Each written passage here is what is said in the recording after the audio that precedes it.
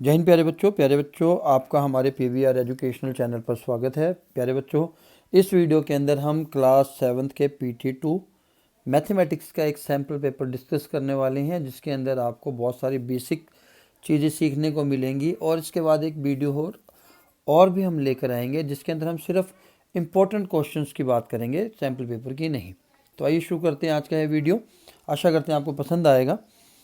तो सबसे पहले इंस्ट्रक्शन यही है, मैक्सिमम मार्क्स 40 का है, 1.5 आवर्स का ये पेपर होने वाला है। कुछ इंपॉर्टेंट इंस्ट्रक्शंस ऊपर भी हैं। जब भी आपको पेपर मिलता है तो पहले आपका सबसे इम्पोर्टेंट काम है कि आप पेपर के इंस्ट्रक्शंस को ध्यान से पढ़िए। तो इस पेपर के अंदर 4 पार्ट्स हैं, A, B, C and D।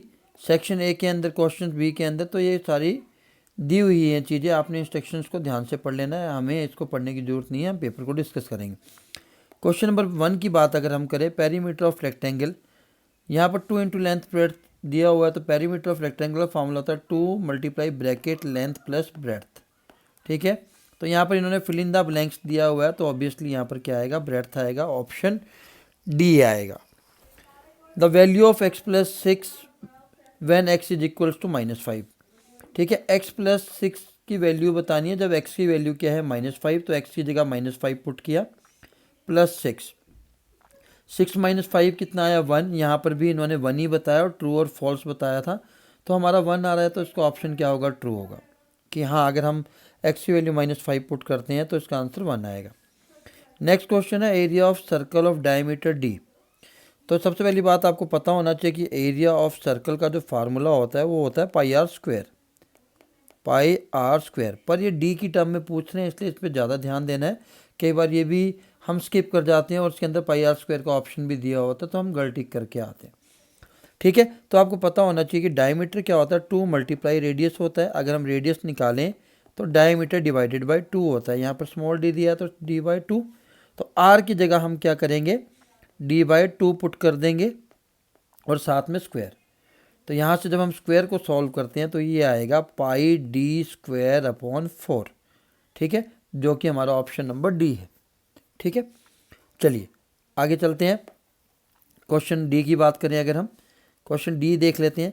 Height of a triangle whose base is 13 centimetre and area is 65 square centimetre. ठीक है, तो यहाँ पर ट्रायंगल का एरिया गिवन है आपको।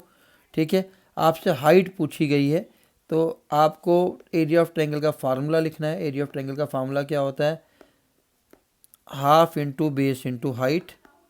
ठीक है, यहाँ पर आपको एरिया गिवन है 65, तो एरिया के सामने एरिया की वैल्यू भर देते हैं, 65 स्क्वायर सेंटीमीटर हाफ। बेस यहाँ पर हमारा 13 है, हाइट हमें कैलकुलेट करनी है। जब हमें हाइट निकालनी है तो 265 के साथ जाकर मल्टीप्लाई हो जाएगा और 13 से हम क्या करेंगे, डिवाइड करेंगे। 13 5 जा 65 होता है और 5 2 जा 10। ठीक है, तो हाइट की जो वैल्यू आएगी वो आएगी 10 सेंटीमीटर। ठीक है, तो ऑप्शन डी करेक्ट है। नेक्स्ट चलते हैं क्वेश्चन नंबर ई पर। दिस एक्सप्रेशन z² -3z + 8 क्या है, कौन सा पॉलिनोमियल है, या जो ऑप्शन मोनोमियल है, बाइनोमियल है या ट्राइनोमियल है। तो मोनोमियल क्या होता है, जिसके अंदर सिंगल टर्म होती है, लाइक 5x। बाइनोमियल किसे कहते हैं, जिसके अंदर 2 टर्म्स होती हैं, लाइक 5x + 6। और ट्राइनोमियल क्या होती है, ट्राई का मतलब 3 होता है, तो जिसमें 3 टर्म्स हो, इसमें 3 टर्म्स हैं, तो इसका करेक्ट ऑप्शन होगा option C. Denominator of rational number 0। अगर रेशनल नंबर 0 गिवन है तो उसका डिनोमीटर क्या होगा, 0 नहीं हो सकता। अगर 0 हो गया तो वो रेशनल नंबर नहीं होगा, क्योंकि रेशनल नंबर की कंडीशन क्या होती है, p/q रेशनल नंबर होता है, जहाँ पर q क्या नहीं हो सकता, 0 नहीं हो सकता। 0 को छोड़कर बाकी चीज़ें हो सकती हैं। ठीक है, तो इसका जो सही ऑप्शन होगा 1। ठीक है, तो क्योंकि हम जितना, अगर कोई नंबर 4 है, अगर हमें इसको रेशनल फॉर्म में लिखना है तो 4/1 लिखते हैं। सिमिलरली 0 को भी हम 0/1 लिखेंगे, तो इसका जो सही ऑप्शन होगा ऑप्शन सी, यानी कि 1। नेक्स्ट की बात करें, the rational number is in standard form. Standard form क्या होती है, जब हम उसको रिड्यूस करते चले जाते हैं और एक ऐसी सिचुएशन आती है जहाँ पर वो नंबर रिड्यूस होना बंद हो जाए। पर शर्त क्या है इसको रिड्यूस करने की, जिस भी नंबर का आप इस्तेमाल करें, दोनों ही नंबर सेम नंबर से डिवाइड करने हैं। फॉर एन एग्जाम्पल, 7 3 जा 21, 7 4 जा 28, तो -3/4 इसके बाद कोई भी ऐसा नंबर नहीं है जो दोनों नंबर को एक साथ डिवाइड कर सके। यही इसीलिए क्या होगी, स्टैंडर्ड फॉर्म होगी और शॉर्टेस्ट फॉर्म होगी। ठीक है, तो आपने जिस भी नंबर से डिवाइड करना है उस नंबर से दोनों ही नंबर को डिवाइड करना है। कब तक डिवाइड करना है, जब तक कि दोनों नंबर ऐसे ना मिल जाएं जो दोनों सेम नंबर के टेबल में ना आए। ठीक है, चलिए, तो ऑप्शन है इसका सी। स्टैंडर्ड फॉर्म का मतलब होता है कि डिवाइड करते जाइए और जब ये रिड्यूस होना बंद हो जाए। The ratio of the radii of two circle is 3:2। ठीक है, what is the ratio, what is their ratio of circumference. तो इसको R1 ले लेता हूँ, R2 ले लेता हूँ। सरकमफ्रेंस का फार्मूला होता है 2πr। तो R1 और 2πr2 इन दोनों का रेशियो पूछा है, तो 2π से 2π कैंसिल हो जाएगा। R1 और R2 का रेशियो ऑलरेडी 3:2 गिवन है, तो ऑप्शन बी यही आएगा, 3:2। नेक्स्ट क्वेश्चन है, सब्ट्रैक्टिंग -3x² फ्रॉम 2x+1 में से हमें सब्ट्रैक्ट करना है -3x² -1 को। ठीक है, तो 2x+1 माइनस साइन को जब अंदर मल्टीप्लाई करेंगे तो माइनस माइनस प्लस हो जाएगा, +3x²। यहाँ भी माइनस माइनस प्लस हो जाएगा तो +1। x² वाली टर्म कोई नहीं है लाइक टर्म, तो 3x²। 2x की भी लाइक टर्म कोई नहीं है तो +2x, और 1 + 1 क्या हो जाएगा 2। तो सही ऑप्शन क्या है, ऑप्शन सी। ठीक है, क्योंकि जब भी ये फ्रॉम वाली जो टर्म होती है तो इसमें से हमें सेकंड टर्म को माइनस करना होता है, इस चीज़ का आपने ध्यान रखना है। अब चलते हैं 14xy 42yx। These are unlike terms. इन्होंने पूछा है कि क्या ये अनलाइक टर्म है, तो ये फॉल्स होगा। ठीक है, because these are like terms, क्योंकि अगर आप एक्स वाई लिख लीजिए यानी कि x इंटू वाई लिख लीजिए, या y x लिख दीजिए, y इंटू एक्स लिख दीजिए, तो इनका मीनिंग सेम होता है। फॉर एन एग्जाम्पल 3 × 4 कर लीजिए तब भी 12 आएगा, 4 × 3 कर लीजिए तब भी 12 ही आएगा। तो एक्स वाई वेरिएबल सेम है, इसलिए लाइक टर्म्स हैं। ठीक है, हाँ, अगर ये ऐसे होता 14x² और 42y² तब ये लाइक टर्म नहीं होती, क्योंकि x की पावर दोनों में डिफरेंट है और y की पावर भी डिफरेंट है। क्लियर है, तो पावर सेम होनी चाहिए, इसलिए ये लाइक टर्म्स है। नेक्स्ट क्वेश्चन की बात करते हैं, ऐड। इन दोनों नंबर को ऐड करना है, सिंपल सा कुछ नहीं है। 3x + 11 + 8z प्लस का साइन डालना है।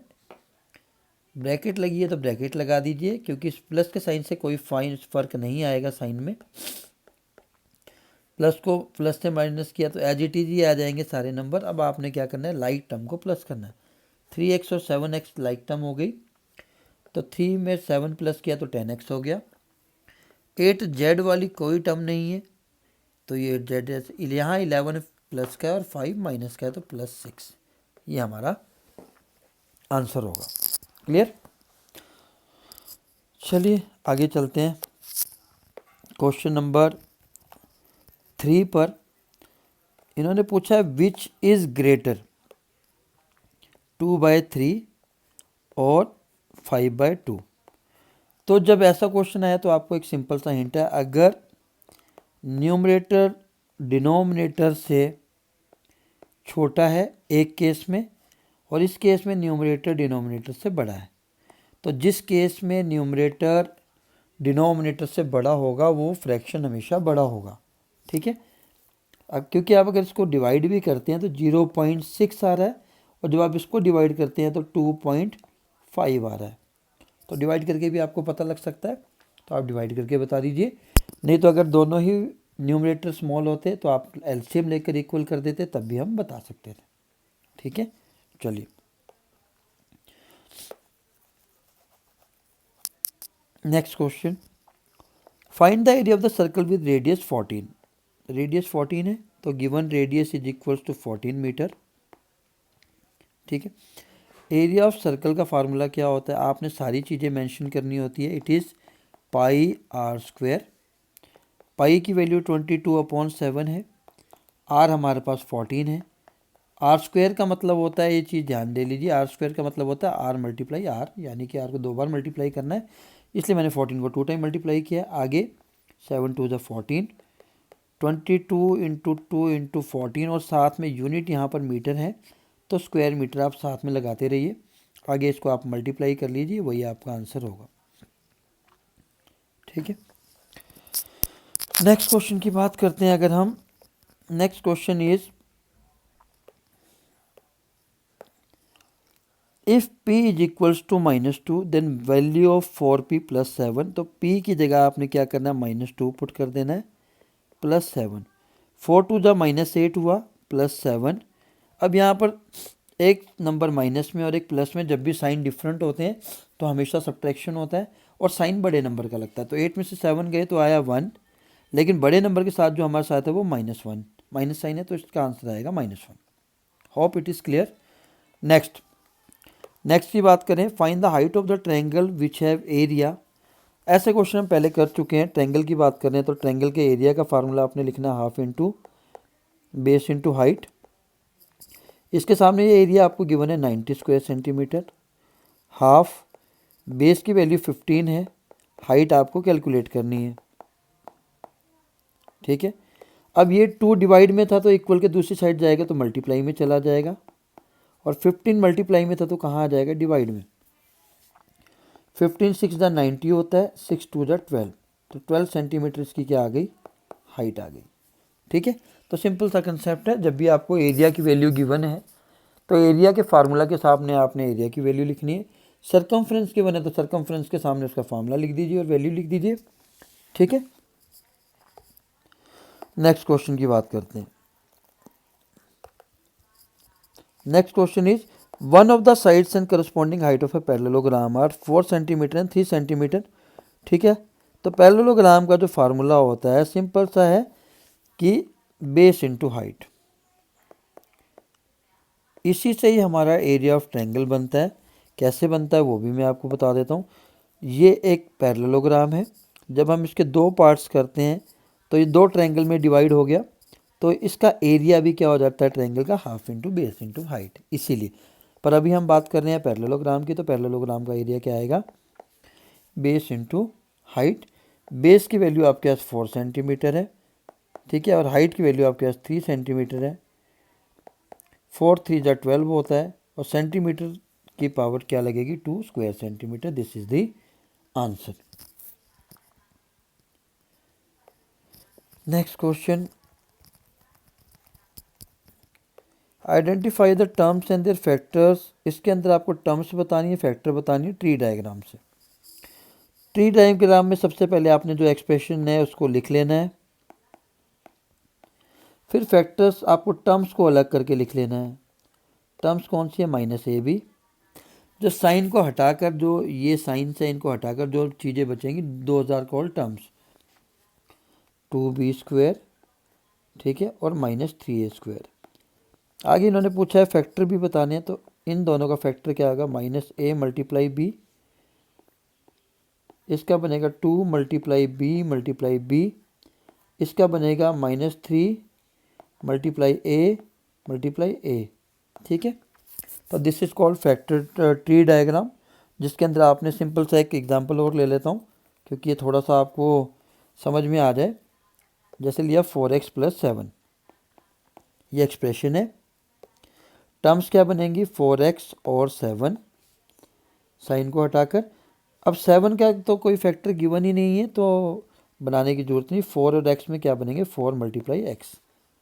That is called tree diagram, simple. Next import question, this is very important, this may come definitely in your examination, so focus on it. Satpal walks 2/3 kilometre from a place P। तो आपको पहले north east west south की knowledge होनी चाहिए, north south east west, ठीक है, क्योंकि यहाँ पर इस डायरेक्शन का यूज़ किया गया है तो पहले आपको ये पता होना चाहिए। अब पढ़ते हैं question. Satpal walks 2/3 kilometre from a place P towards east. Suppose करो P ये पॉइंट है, इससे ये 2/3 किलोमीटर ईस्ट की तरफ मूव करता है, ठीक है, and then from there 1 5/7 kilometre west की तरफ। ठीक है, इस पोजीशन से, जिस पोजीशन पे ये खड़ा है अभी तो यहाँ है ना ये, इस पोजीशन से ये वापस वेस्ट की तरफ कितना चलता है, 15/7 किलोमीटर। ठीक है, अब अगर हम ध्यान से देखें, एक आपके पास फ्रैक्शन है 2/3 और एक फ्रैक्शन है 15/7। क्योंकि ये मिक्स फ्रैक्शन है तो इम्प्रॉपर फ्रैक्शन होगा और ये प्रॉपर फ्रैक्शन है, तो जो इम्प्रॉपर फ्रैक्शन के जो फ्रैक्शन होते हैं वो ग्रेटर होते हैं हमेशा। आप चेक कर लीजिए, 7 × 1 7 + 5 12/7। ठीक है, मैंने अभी आपको बताया था कि अगर न्यूमरेटर डिनोमिनेटर से ग्रेटर है, इस केस में इसमें न्यूमरेटर डिनोमिनेटर से स्मॉल है, तो अगर न्यूमरेटर डिनोमिनेटर से ग्रेटर है तो वो फ्रैक्शन बड़ा होगा। तो कुछ नहीं, आपने क्या करना है कि वो अब कहाँ पर खड़ा है, तो अब वो इस पोजीशन पर है, तो आपने स्टार्टिंग से लेकर यहाँ तक की पोजीशन बतानी। देखो यहाँ से लेकर जो डिस्टेंस था वो 2/3 था। ठीक है, और ये टोटल डिस्टेंस है 12/7। मैंने आपको सॉल्व करके दिखा दी मिक्स फ्रैक्शन। तो आपने करना कुछ नहीं, 12/7 में से 2/3 को माइनस कर देना है। ठीक है, करेंगे कैसे, एलसीएम लेके करेंगे। ठीक है, एलसीएम कितना आएगा, अगर आपको दो ही हैं फ्रैक्शन तो आप सिंपल दोनों डिनोमिनेटर को मल्टीप्लाई कर लीजिए, 7 × 3 = 21। 3 को फिर क्रॉस मल्टीप्लिकेशन कर लीजिए, 3 को 12 से किया 36, 7 को 2 से किया तो 14, डिवाइड किया तो आ जाएगा 22/21। जब इसका मिक्स फ्रैक्शन बनाएंगे तो इसका आंसर आ जाएगा,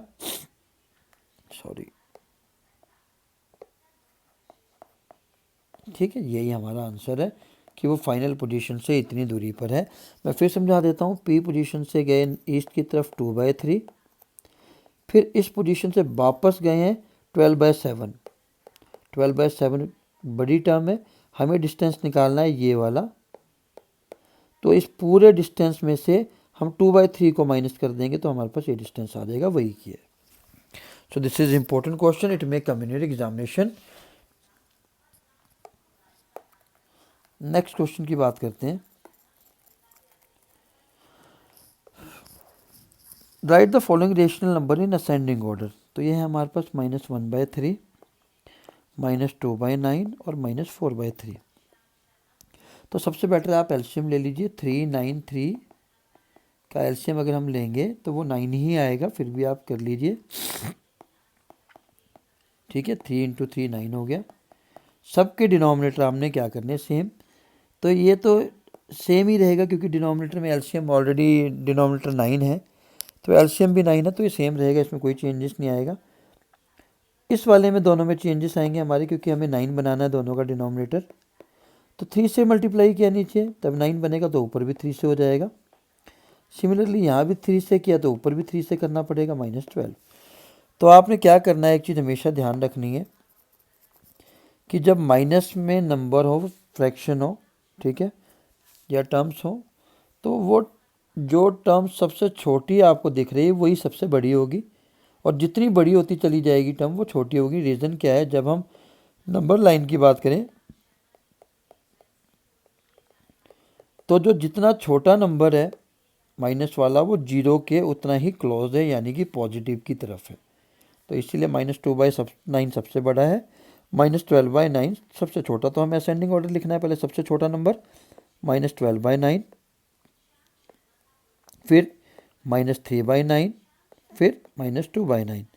अब इसके ओरिजिनल ऑर्डर क्या है, -12/9 आया था हमारा -4/3 का, 3/9 आया था हमारा -1/3 का, और ये -2/9 ही रहेगा। तो ये हमारा आ गया असेंडिंग ऑर्डर। ठीक है, तो जो नंबर नेगेटिव में छोटा है एक्चुअल में वो 0 के ज़्यादा क्लोज है और वो पॉजिटिव माना जाएगा। नेक्स्ट चलते हैं, last. List 4 rational number between -4/5 and -2/3। कुछ नहीं करना है, आपने दोनों के डिनोमिनेटर सेम कर देने। बेटर है आप एलसीएम ले लीजिए, स्टार्टिंग विथ 3। वैसे यहाँ पता लग ही रहा है कि एलसीएम 15 आएगा। अब आपने कुछ नहीं करना है, दोनों के डिनोमिनेटर को 15 बना देना है। दोनों के इक्वल में 15 लिख दीजिए। 5 3 जा 15 था, तो यहाँ भी 3 से मल्टीप्लाई करना पड़ेगा -12। 3 5 जा 15 था, तो यहाँ भी 5 से करना पड़ेगा -10। लेकिन अभी हमारे पास क्या हुआ कि नंबर 5 नहीं आ रहे हैं, तो हम क्या करेंगे, बड़ा नंबर ले लेते हैं। जैसे -12/15 हमारे पास आ गया, ठीक है, इसको 30 बना देते हैं, इसको भी 30 बना देते हैं, ठीक है। 30 बनाएंगे तो क्या हो जाएगा, 2 से हुआ तो -24, ये 2 से हुआ तो ये -20, तो इसके बीच में रेशनल नंबर क्या क्या आ गए, -21/30, -22/30, -23/30, ठीक है। 3 पूछे थे, 4, ठीक है, 4 पूछे तो आप बड़े नंबर से मल्टीप्लाई कर दीजिए, तो वो आपका इजीली आ जाएगा। कंडीशन क्या है कि आपके जो डिनोमिनेटर हैं आपने वो सेम करने हैं, ठीक है। चलिए,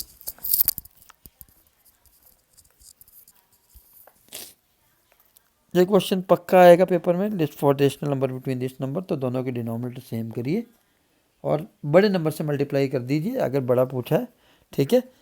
चलिए next question, a circular flower garden, एक सर्कुलर फ्लावर गार्डन है, ठीक है, जिसका एरिया है 314 स्क्वायर मीटर।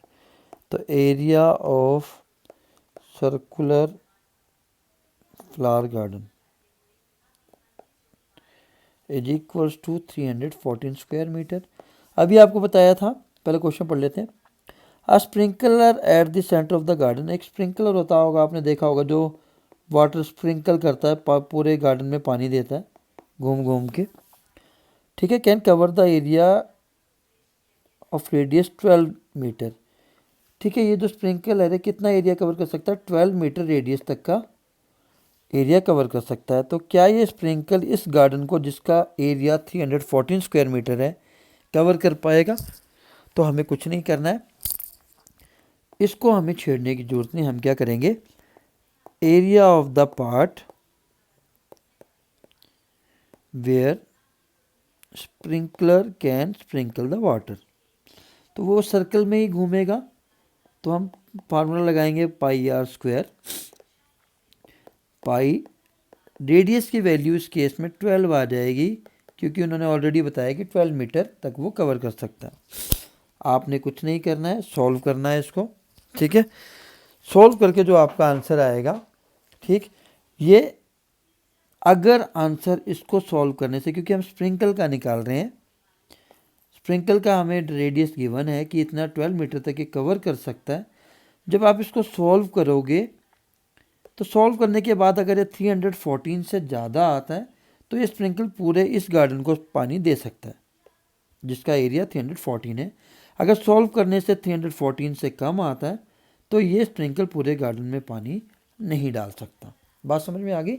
उन्होंने जो पारक दिया है और पूछा है कि इसको ये पूरे गार्डन को स्प्रिंकल कर सकता है या नहीं, तो जो रेडियस स्प्रिंकलर की दी है, जब हम उसका एरिया निकालेंगे, उसका एरिया उससे ज़्यादा आना चाहिए जिसका एरिया हमें गार्डन का गिवन है।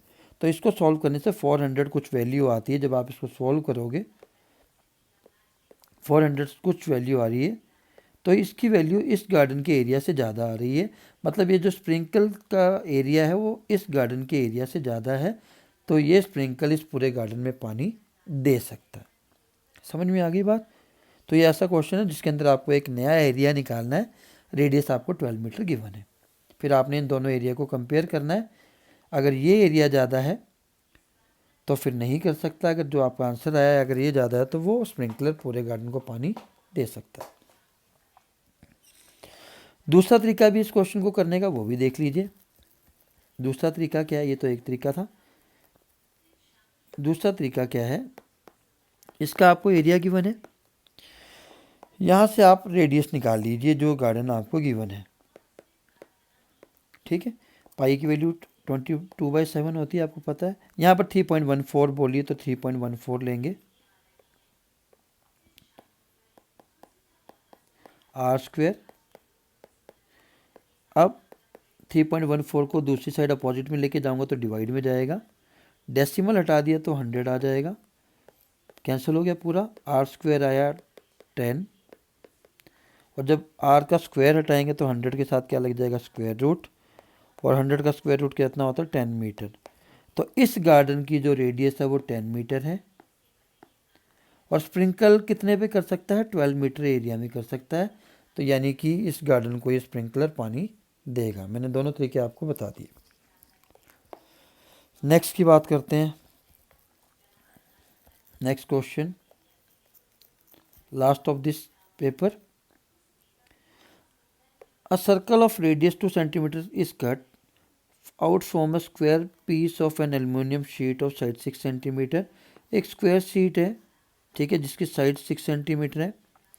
इसमें से 2 सेंटीमीटर रेडियस का एक सर्कल कट कर लिया। इन्होंने पूछा है कि ये जो कट करने के बाद जो एल्युमिनियम का ये वाला पार्ट रह गया, रिमेनिंग पार्ट, इसका एरिया कितना है। ठीक है, तो इसका एरिया निकालना आसान है। आपने क्या करना है, area of square aluminium sheet, इसमें से किसका एरिया माइनस करना है, area of circle with radius 2 centimetre. इस पूरे में से हम इस सर्कल के एरिया को अगर माइनस कर देंगे तो हमारे पास पोर्शन ये वाला बच जाएगा जो इन्होंने पूछा है। तो एरिया ऑफ सर्कल का फार्मूला क्या होता है, side multiply side, square unit. Area of circle क्या होता है, pi r square. Side into side का मतलब हो गया 6 centimetre multiply 6 centimetre minus pi की वैल्यू होती है 22/7। यहाँ पर 3.14 गिवन है, तो यही यूज़ करेंगे जो आपको वैल्यू गिवन है। आर की वैल्यू क्या है, 2। 6 6 या 36 होता है, ठीक है। 36 में से आपको माइनस करना है 3.14 इंटू 4। 36 माइनस 6 5 12.56 को आपने माइनस कर देना है। ये माइनस वाला पार्ट मैंने इसलिए नहीं कर रहा ताकि आप लोग भी कुछ मेहनत करें। माइनस करके जो आंसर आएगा वो आपका रिमेनिंग शीट का एरिया है। तो प्यारे बच्चों, ये था एक सिंपल सा सैम्पल पेपर। होप कि आपको कुछ बेनिफिट बेसिक्स का ज़रूर हुआ होगा, और यहाँ से आपको कुछ क्वेश्चन या मैक्सिमम क्वेश्चन भी आ सकते हैं। 50% या 30 to 50% क्वेश्चन यहाँ से आने की पूरी उम्मीद है। तो इस वीडियो को सेव कर लीजिए। अगर पसंद आया तो प्लीज़ लाइक शेयर ज़रूर करें। ठीक है, फिर हम मिलते हैं नेक्स्ट वीडियो में, जिसमें हम सिर्फ इंपॉर्टेंट क्वेश्चन को डिस्कस करेंगे PT2 के। जय हिंद, जय भारत।